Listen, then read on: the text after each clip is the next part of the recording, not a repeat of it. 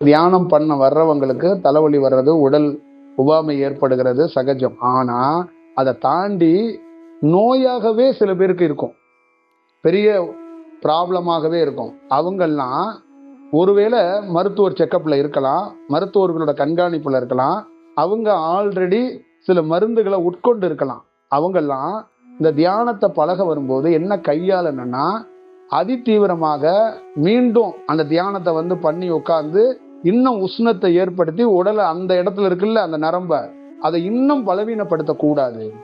அப்ப என்ன பண்ணணும் அப்படின்னா, மந்திரங்களை பண்ணிக்கிட்டே இருக்கணும், உச்சரிக்கணும்.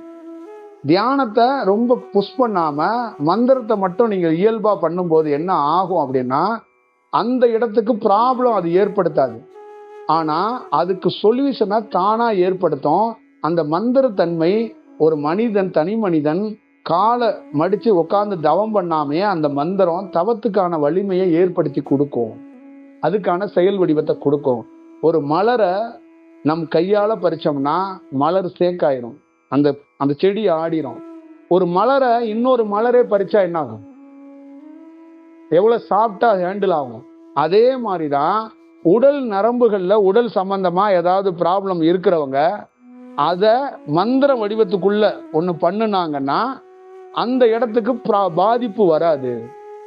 அப்ப கொஞ்ச நாள் கழிச்சு உடல் தன்மை மாற தொடங்கும். அந்த மந்திரங்கள் சொல்ல சொல்ல உடல் தன்மை மாற தொடங்கும்.